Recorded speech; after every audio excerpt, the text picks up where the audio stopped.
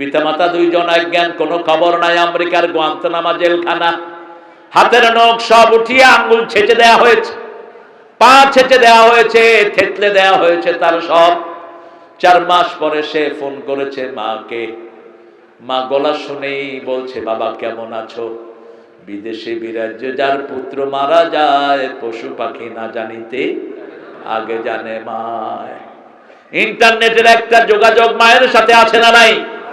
Rail লাইনের পাশে মা ঘুমায়, ট্রেনের শব্দে মায়ের ঘুম ভাঙে না, শিশু কাঁদলেই মা লাফ দিয়ে উঠে। আল্লাহ মায়ের হেফাজত করার তৌফিক আমাদেরকে দেন, মাকে আদর করার তৌফিক আমাদেরকে দেন। মা বলছে, how are you my dearest son, কেমন আছো তুমি বাবা? ছেলে বলছে, আলহামদুলিল্লাহি রাব্বিল আলামিন। মা বলছে, how could you claim yourself you are good, তুমি কিভাবে বলো তুমি ভালো আছো? Your father is almost dying, আমি আর তোমার আব্বা মারা যাচ্ছি তোমার জন্য, তুমি কিভাবে বলছো ভালো আছো? তোমার হাতগুলো দেখাও, ভিডিও কলে তুমি ফোন দাও। হাত মুখ চেনা যাচ্ছে না, ছেলের হাতগুলো থেতলানো।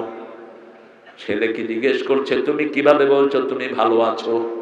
ছেলে বলছে, মা যেই রাতে আমার হাত থেতলিয়ে দেয়, সেই রাতে স্বপ্ন দেখি রাসূল এসে আমার মাথায় হাত বুলাচ্ছে। এখানেই সান্ত্বনা। আল্লাহ বলছেন, তাতানাজ্জালু আলাইহিমুল মালায়েকা, আমি ফেরেশতা নাজিল করব, কোনো ভয় তোমার থাকবে না। ফেরেশতা কানে কানে বলবে, তোমার দুনিয়াতেও ভয় নাই, আখিরাতেও ভয় নাই, আমরা তোমার সাথেই আছি বন্ধু। আল্লাহ আমাদেরকে পাঠিয়েছেন। রাসূল বলছেন, যখন কোন লোক মারা যায়, মারা যাওয়ার আগে এক আনসারী মারা গেল, বারা ইবনে আযিবের বর্ণিত হাদিস। রাসূল সাল্লাল্লাহু আলাইহি ওয়াসাল্লাম বলছেন, আমরা তার কবরের পাশে গেলাম, গিয়ে আমরা বসে পড়লাম। রাসূল নিজে বসে পড়লেন কবরের পাশে, সাহাবায়ে কেরাম বসে পড়লেন রিদওয়ানুল্লাহি আলাইহিম। রাসূল কাঁদতে থাকলেন, কাঁদতে কাঁদতে দাড়ি ভিজলো, জামা ভিজলো, কবরের মাটিও ভিজে গেল। কি কান্না কেঁদেছেন রাসূল।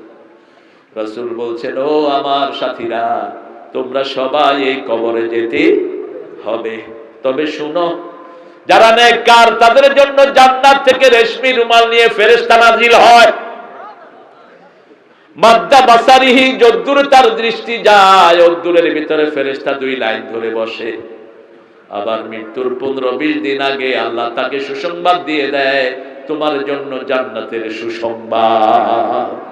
তার ভালো আমল বেড়ে যায়, মসজিদে বসে থাকে, সারাক্ষণ কোরআন নিয়ে থাকে, সারাক্ষণ তাসবিহ করে, কথা কম বলে, এরকম লোক আছে না নাই? মৃত্যুর আগে দিয়ে আল্লাহ বলছেন, নবী আলাইহিস সালামের মাধ্যমে আল্লাহ তাকে ভালো কাজের জন্য বেশি আগ্রহ বৃদ্ধি করে দেয়। যখন তার রূহটা কবজ হয়, মালাকাল মউত রূহ দিতে চায় না, ওই যে জান্নাতের ফেরেশতারা রেশমি রুমাল, সুগন্ধ রুমাল নিয়ে তার অপেক্ষায় থাকে। ফেরেশতারা কাড়াকাড়ি করে, দেন আমাদেরকে দেন। তিনি দিতে চান না, তিনি বলেন না, আমার কাছেই থাকুক। দেওয়ার পরে আকাশের দিকে নিয়ে যাওয়া হয়, সারা আকাশে সুঘ্রাণ ছড়িয়ে পড়ে। আল্লাহ আমাদেরকে সেরকম প্রাণ তুমি দিয়ে দাও। আরো জোরে বলেন আমিন। নিয়ে যাওয়া হয় আকাশ, আকাশ 7 আকাশের ফেরেশতারা দরজা খুলে দেয়। এত সুন্দর ঘ্রাণ আর কেউ কখনো পায়নি। এবার আল্লাহ বলেন, তার নামটা ইল্লিনের মধ্যে লিখে দাও। আবার ওই ফেরেশতার দল তাকে নিয়ে জমিনে আসে। জমিনে এসে তার শরীরে রূহটা দেয়। 2 জন ফেরেশতা এসে তাকে জিজ্ঞেস করে, চাঁদের চেয়ে সুন্দর 2 জন ফেরেশতা এসে জিজ্ঞেস করেন, আপনার রব কে? তিনি বলেন, আলহামদুলিল্লাহি রাব্বিল আলামিন। তোমরা যারা আল্লাহর শিক্ষা ব্যবস্থাকে বাদ দিয়ে রামের শিক্ষা ব্যবস্থা ঢুকিয়েছো, তোমরা যারা রাসূলের জীবনী বাদ দিয়ে রামের জীবনী ঢুকিয়েছো, তোমরা এই জবাব দিতে পারবে না। ঠিক তো? ঠিক। জবাব দিতে হলে কাকে মানতে হবে? রবকে মানতে হবে। তাকে বলা হয়, কে তোমার দিন কি? তিনি বলেন, আমার দিন হলো ইসলাম। আমার দিন কি? তাকে বলা হয়, মান হাদার রাজুল, মান নবিয়্যু, মানির রাজুলুল্লাযী বাআসা ফীকুম, কোন নবীকে তোমার মাঝে প্রেরণ করা হয়েছে? তিনি বলতে থাকেন, আল্লাহুম্মা সাল্লি আলা সাইয়্যিদিনা وعلى آل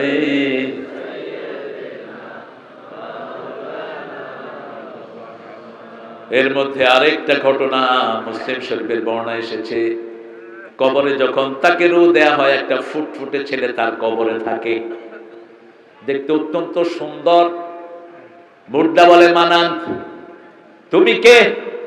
যেমন নামাজে আমরা বাংলা বলি না আরবি, কথা বল না, হাত বেঁধে কি বলি, তখন আর কোনো বাংলা থাকে না। কে রে? এগুলো স্টেজে উঠেছে কিন্তু ফিডি দে পোলাফানের মতো এগুলো কতক্ষণ শুনে এরপরে নিজেরটা শুরু করে, 15-20 মিনিট শুনি, এরপরে কত কি শুনছ শুরু কর। তাও তো অনেক ধৈর্যশীল আলহামদুলিল্লাহ। আমাদের লক্ষ্মীপুরের একটা গেছে সৌদি আরব, তো বাড়িতে কয়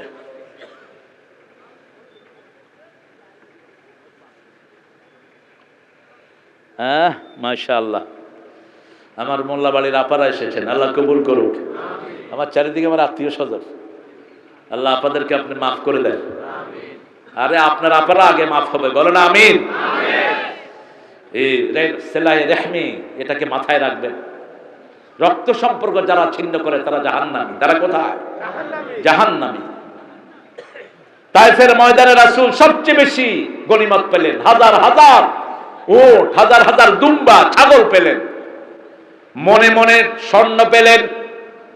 অনেক পুরুষ মহিলাকে ধরে আনা হলো। একজন মহিলা ডেকে বলল, এই শোনো, আমার নাম মাইশা, আমি তোমাদের মুহাম্মদের দুধ বোন। কি বোন? দুধ বোন। লোকেরা বলছে, এস এস মা নসবুক, আপনি কেমনে দুধ বোন? কার কাছে আপনি দুধ খেয়েছেন? মা হালিমাতুস সাদিয়া। রাসূলের কাছে নিয়ে যাওয়া হলো। রাসূল সাল্লাল্লাহু আলাইহি সাল্লামকে বলছেন, মুহাম্মদ তারিফুনি, তুমি আমাকে চিনো? আমি তোমাকে কোলে করেছি, তোমাকে কোলে নিয়েছি, আমি মুহাম্মদ। আমি যখন ছোট তুমিও তখন ছোট, তবে আমি তোমার চেয়ে বড় ছিলাম। তুমি একদিন আমার এই কোমরের এখানে কামড় দিয়েছিলে। ওই বোন তার ওই জায়গাটা উদলা করে রাসূলকে দেখালো। রাসূল কাঁদা শুরু করলেন। রাসূল বলছেন, আমার বোনকে ছেড়ে দাও, বোন যা চায় সব দিয়ে দাও। 100 ওট দেয়া হলো। কয়শ?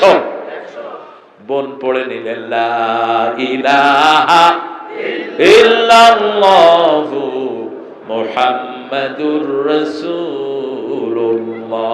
সাল্লাল্লাহু। যখনই আল্লাহকে রব মানবো, আমাদেরকে ফেরেশতা দিয়ে সাহায্য করবেন কে?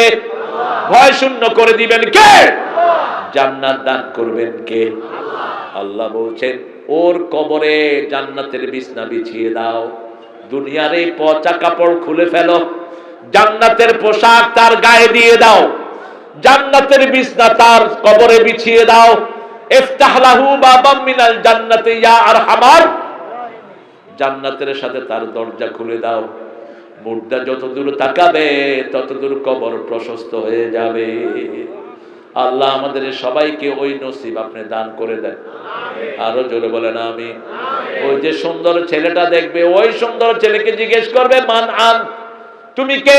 ছেলে বলবে, আমি তোমার নামাজ, আমি তোমার যাকাত, আমি তোমার রাত্রি জাগরণকারী, আমি তোমার কোরআনী আন্দোলনের মায়ের খাওয়া, আমি তোমার এলাকা ছাড়া হয়েছে তুমি কোরআনের জন্য, আমি তোমার সেই বন্ধু, তোমাকে সঙ্গ দেওয়ার জন্য কবরে এসেছি।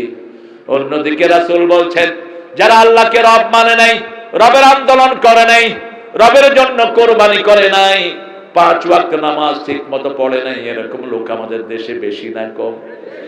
আরো জোরে বলেন। এদের জন্য কবর এত সংকুচিত হয়ে যাবে।